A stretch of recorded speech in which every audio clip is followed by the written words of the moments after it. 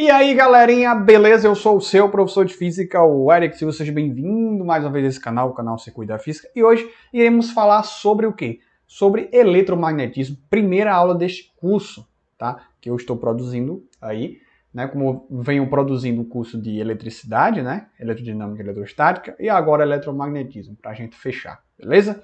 Então vamos lá. Gente, vamos entender essa ideia de ímãs, né? Conceitos iniciais, de onde veio essa ideia de magnetismo, por que esse nome, né? Então isso é muito importante. Vamos lá, vamos ler aqui.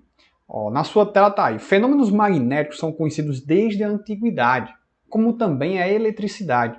Existiam certas pedras que atraíam pedaços de ferro em uma orientação preferencial. Então é o seguinte, gente.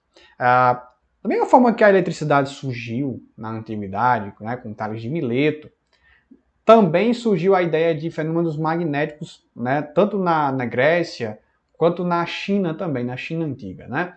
Então, só que a eletricidade ela surgiu, né, surgiu de forma distinta do magnetismo. Elas não surgiram ao mesmo tempo e juntas.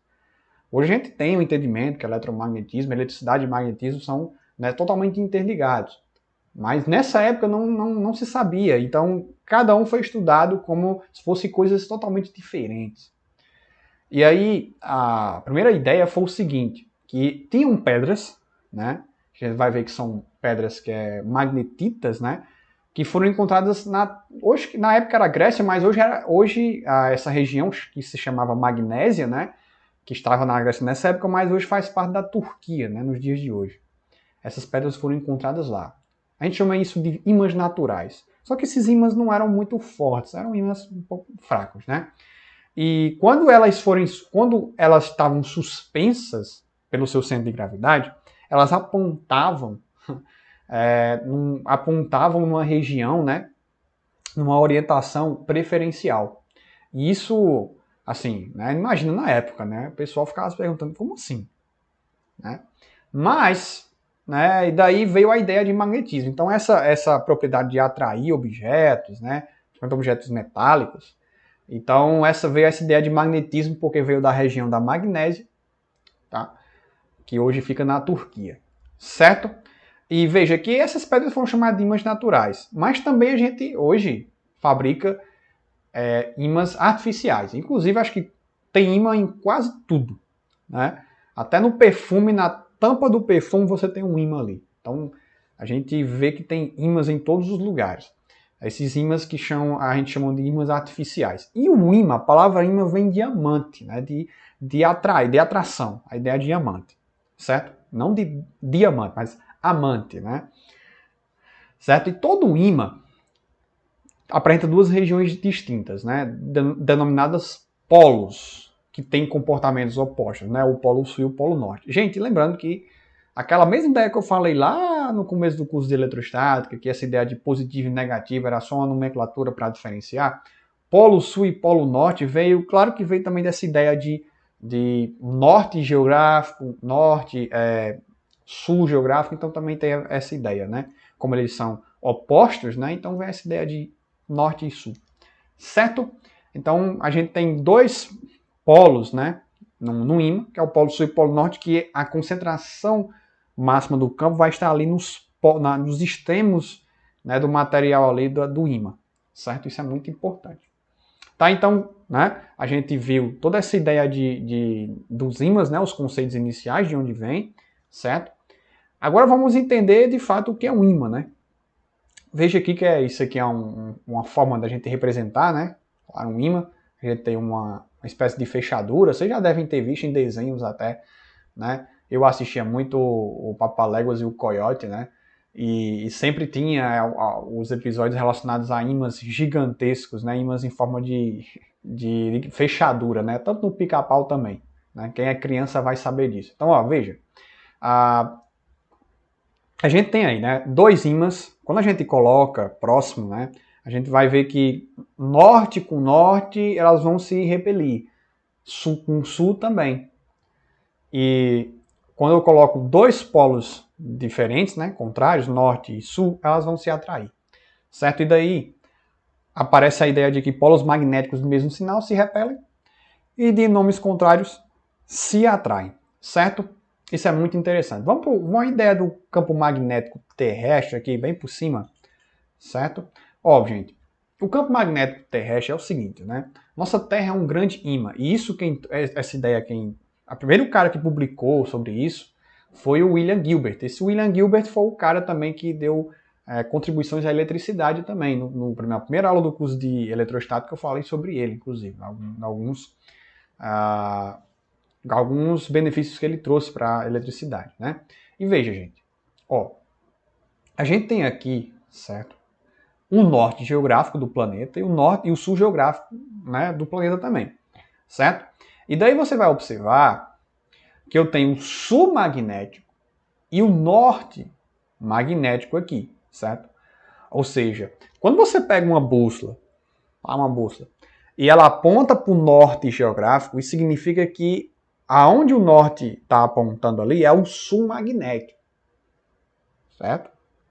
Da mesma forma, ó, o oposto vai ser o norte magnético, né? Que vai apontar para o sul geográfico, certo? E lembrando, né? As linhas de campo sempre... isso aqui eu coloquei essa ilustração, mas a gente vai ver isso na próxima aula bem mais aprofundado, que as linhas de campo saem do norte e entram no polo sul. Certo? A gente vai ver isso bacana, né? É parecido com a ideia de eletricidade, né? A gente vê que tem essas linhas de força, linhas de campo, né? É um pouco parecido. Mas a gente vai ver porque realmente é parecido. E como também a eletricidade e magnetismo estão interligados. Certo? E você vai observar também que o campo magnético terrestre ele nos protege dos ventos solares. Né? O campo magnético terrestre nos protege desses ventos solares que vêm do Sol. Certo? Isso é muito importante. Inclusive, quando a nossa Terra já passou por momentos de, por exemplo, de situações onde os polos se invertiam. Em tempos os polos se invertem.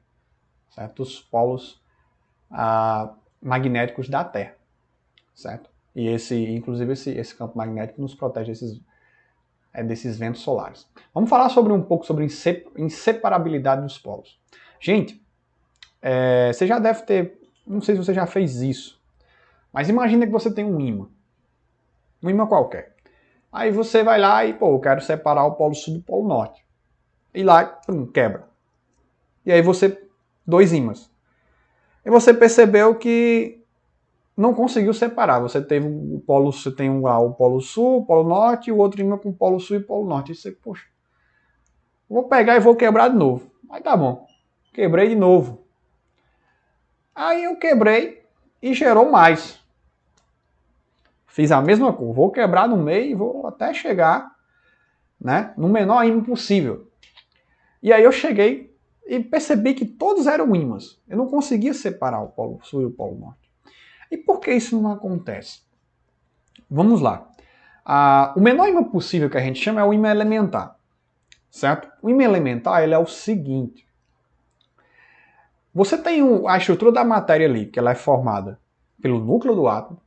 Né? O núcleo, você pega um átomo, né, de qualquer elemento, você tem um núcleo e você tem o elétron que orbita ali atrás da eletrosfera, não é isso? Então você vai observar que o elétron está se movimentando ali. Quando o elétron se movimenta, vai aparecer propriedades magnéticas. Porque quando um elétron se movimenta, você tem uma produção de campo magnético ali. Então, o ímã elementar ela é simplesmente a ideia de um átomo. Então, um átomo sei lá, qualquer elemento, você tem ali propriedades magnéticas ali, certo? Da mesma forma que você tem o elétron também, que ele gira, né? Uma espécie, vamos imaginar que o elétron seja uma bolinha. Claro que o elétron não é uma bolinha, mas para você, estudante, é bom entender que, de uma forma mais grosseira, para que essa informação seja um pouco mais suficiente para você. Mas é claro que o elétron, em sua realidade, não é uma bolinha. Mas imaginamos que fosse. E ele gira, ele tem uma rotação. Que ele gira assim, né? E a gente chama isso do spin do elétron, né? Um aumento angular orbital. Certo? E isso, obviamente, há uma produção de campo magnético também. Certo? Então você vai ver que você tem aí um campo magnético, né, no menor ímã possível, que a gente chama de ímã elementar. Então você vê que que nesses ímãs elementares, né, por mais que você corte o ímã, você sempre vai ter novos ímãs ali até você chegar no ímã elementar. Claro que isso é uma visão microscópica que eu estou mostrando para vocês, certo? E outra coisa também interessante é que, por mais que, poxa, então quer dizer que todos os átomos têm propriedades magnéticas. Não, não é bem assim. É claro que alguns elementos, alguns materiais eles têm propriedades magnéticas, né? Como, por exemplo, materiais ferromagnéticos. Que nesse caso, por exemplo, o ferro, o níquel, o cobalto e suas ligas metálicas, eles têm essa propriedade magnética. Eles têm eles respondem rapidamente a um campo magnético externo intenso.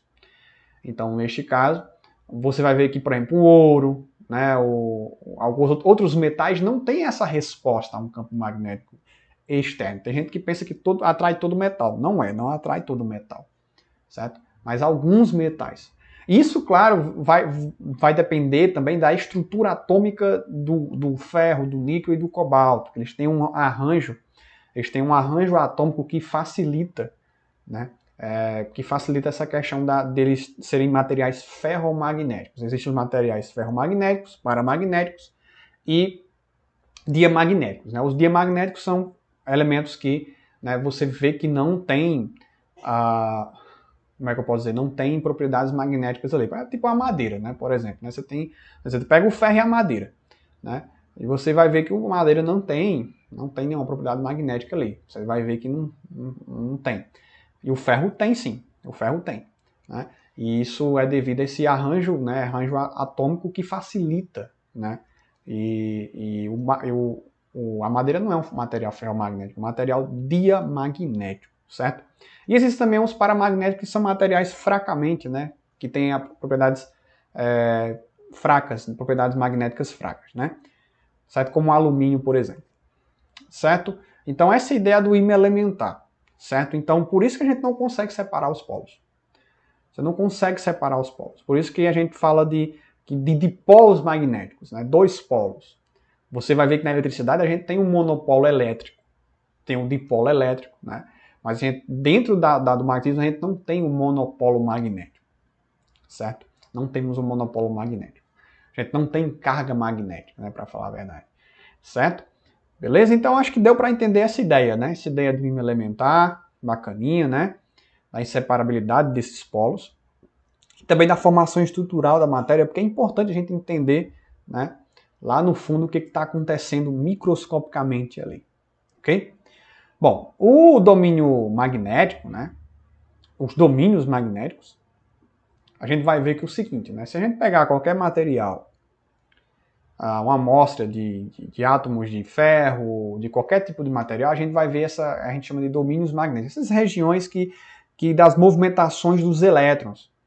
E a gente vai ver que quando a gente coloca um campo magnético, né, um campo magnético intenso, essas movimentações dos elétrons vão responder, né, que são essas regiões aqui, né? Tá vendo que tem um monte de setinha que está apontando para variado, está totalmente desorganizado isso aqui. Mas quando eu coloco um campo magnético intenso, aí já vai aparecer todo mundo. Isso provavelmente, gente, é um material ferromagnético, porque ele consegue responder. E aí você pode até ter um processo de imantação durante esse processo, ou seja, você fazer com que esse ferro, antes ele era um ferro comum, e depois você conseguir fazer com que ele seja um ímã. Né? Você tem também, a gente cria ímãs, né, artificiais, como eu falei no começo da aula. Vamos ler aqui, ó. Todos os materiais apresentam microscópicos domínios magnéticos, com exceção dos ímãs naturais. A maioria deles é naturalmente desorganizada. Esses domínios são gerados pela movimentação dos elétrons, certo? Se o material é levado à presença de um campo magnético externo, ou seja, se eu coloco um campo magnético externo aí, certo? Próximo desses domínios, esses domínios magnéticos podem se orientar. Temos, nesse caso, um material ferromagnético. Então, aqui está sem campo magnético, né? Se eu coloco aqui, ó, e ele começa a se orientar assim, de uma forma, todo mundo se orienta de forma igual assim, significa que esse material é um material ferromagnético, certo? Ó, e se um campo magnético externo for afastado, por exemplo, você coloca um campo magnético, depois você afasta, certo, desse material, o que é que vai acontecer? A orientação organizada dos domínios se mantiver, ou seja, tá todo mundo desorganizado. Coloca um campo magnético, todo mundo ficou bonitinho assim, apontando para uma só direção. E daí eu retiro o ímã, né? Eu retiro o campo magnético. O que é que vai acontecer agora? Aí eles vão ficar assim ainda, vão ficar todo mundo bonitinho, organizado. O que é que vai acontecer? Né? Isso aqui, gente, esse material vai ser um ímã, ou seja, ele vai ser imantado, certo? Ou seja, o material se transformará em ímã, caso contrário, será um ímã temporário. Ou seja, a gente pode sim produzir ímãs, certo? A gente pode, através do atrito, né? Se você tiver em casa, por exemplo, se você tiver um ímã, né?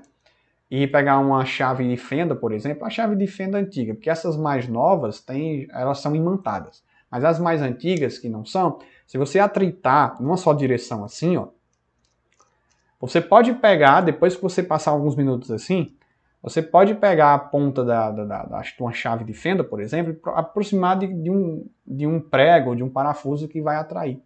Se esse parafuso, né, for de ferro, né?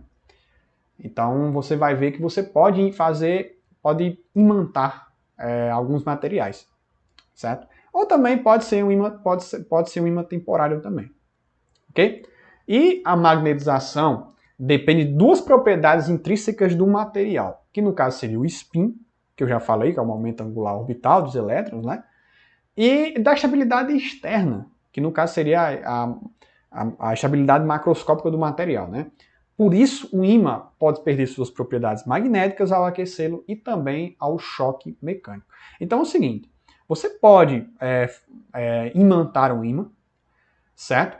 Isso depende de dois fatores, né? O spin e a estabilidade externa.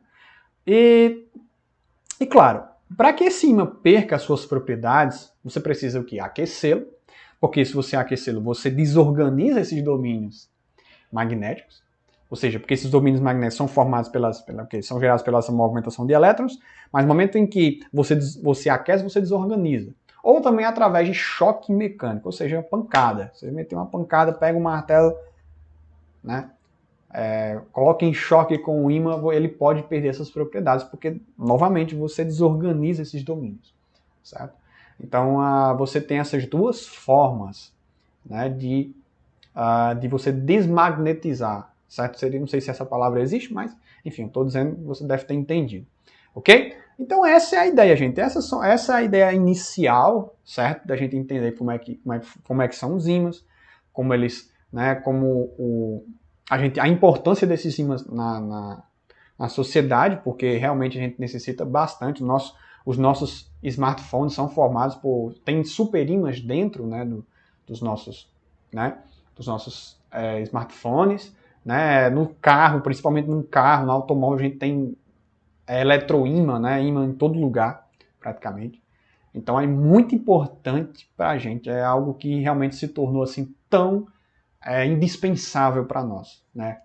Esse estudo do magnetismo importantíssimo para nós. Então essa é a ideia inicial. Eu não sei se deu tudo para você entender um pouquinho, mas anote sempre, certo? Anote, coloca, né, todas essas ideias, não só o que está aí na sua tela, mas o que eu falei também. Isso é muito importante também. O que eu falo aqui às vezes não está aqui, né?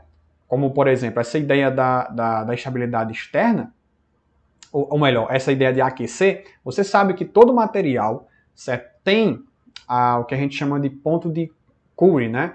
Que é a ideia do material, ele, através de uma temperatura crítica, ele pode perder as suas propriedades magnéticas, né? Então, se você tem um ímã formado de ferro, por exemplo, então você tem que ele tem uma temperatura crítica para perder essas propriedades magnéticas. E aí, né, dependendo, se você, por exemplo, você pegar um ferro, um ímã de ferro e colocar lá no forno de 100 graus Celsius, ele não vai perder, né, as suas propriedades. Tem que ser num forno bem mais potente, mais calor, com maior temperatura, certo? Porque existe uma temperatura crítica aí, que é a temperatura de Curie, beleza? Então é isso, gente.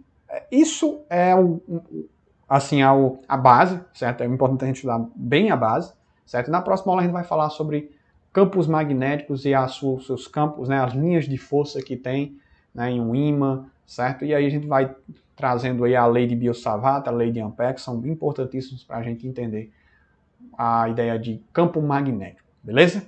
Então até a próxima e valeu!